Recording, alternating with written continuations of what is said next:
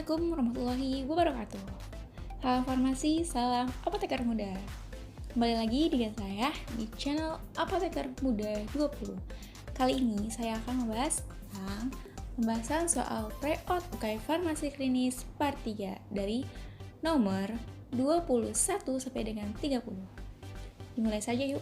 Soal nomor 21. Seorang perempuan berusia 20 tahun datang ke rumah sakit dengan keluhan muka pucat dan mual. Pasien melakukan pengujian laboratorium dan dokter mendiagnosa pasien anemia hipokromik mikrositik. Obat apa yang sesuai untuk kondisi pasien tersebut? Pilihannya A. Asam folat, B. Eritropoetin, C. Vitamin B1, D. Ferrosulfat, E. Vitamin B12. Jawabannya adalah D. Ferrosulfat.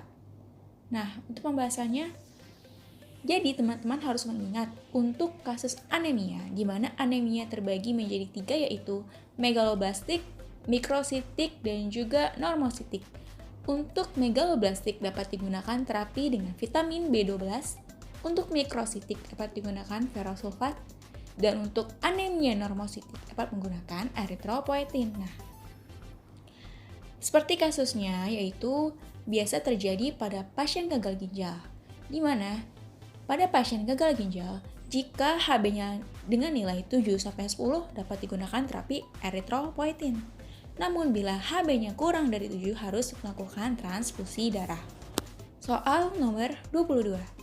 Seorang pasien laki-laki berumur 35 tahun menderita rheumatoid arthritis, sudah mengkonsumsi celecoxib. Kemudian pasien tersebut mengalami gangguan lambung dan mengkonsumsi antasida. Setelah pasien mengkonsumsi obat-obat tersebut, pasien mengeluhkan gejala artritis rheumatoid yang dirasakannya tidak berkurang. Berdasarkan analisa apoteker, apakah yang terjadi pada pengobatan pasien tersebut? Pilihannya A. Efek antasida bertambah dengan adanya celecoxib. B. Efek antasida berkurang dengan adanya celecoxib. C. Efek celecoxib bertambah dengan adanya antasida. D. Efek celecoxib dan antasida meningkat. E. Efek celecoxib berkurang dengan adanya antasida. Jawabannya adalah E. Efek celecoxib berkurang dengan adanya antasida.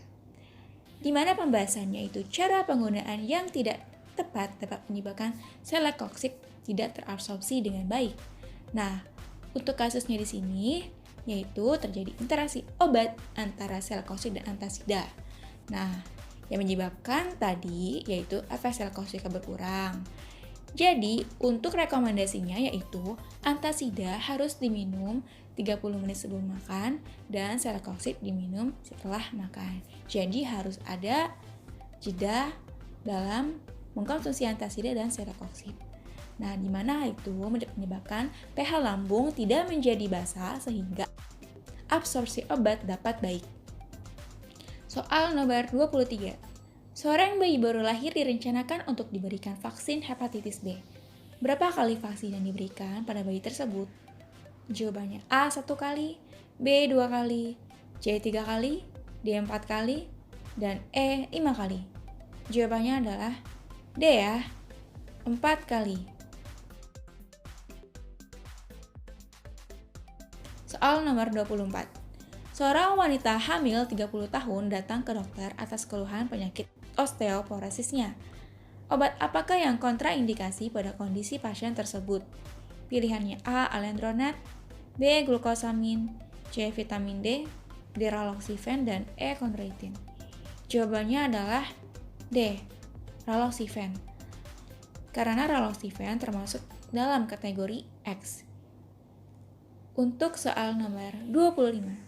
Seorang pria 35 tahun dilarikan ke IGD rumah sakit. Pria tersebut diketahui keracunan merkuri. Antidotum apa yang diberikan? Pilihannya A. N-asetilcysteine, B.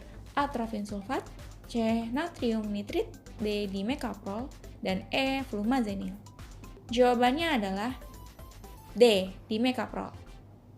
Nah, untuk antidotum di sini ada contohnya yaitu N-asetilcysteine yaitu merupakan antidotum dari paracetamol. Atropine sulfat antidotum dari insektisida. Untuk natrium nitrit antidotum dari cyanida dan flumazenil adalah antidotum dari benzodiazepin. Nomor 26. Seorang pasien pria berumur 20 tahun datang ke IGD rumah sakit. Dokter mendiagnosa pasien tersebut terkena infeksi Taenia saginata atau Taeniasis. Obat apa yang dapat diberikan pada pasien? Pilihannya A. Praziquantel, B. Mebendazole, C. Pyrantel pamoat, D. Dietilkarbamazin, dan E. Amoxicillin. Jawabannya adalah A. Praziquantel. Untuk pembahasannya di Bionas. Niclosamide merupakan obat yang paling banyak digunakan untuk infeksi cacing pita, dan efek sampingnya terbatas pada gangguan saluran cerna biasa, sakit kepala ringan, dan gatal.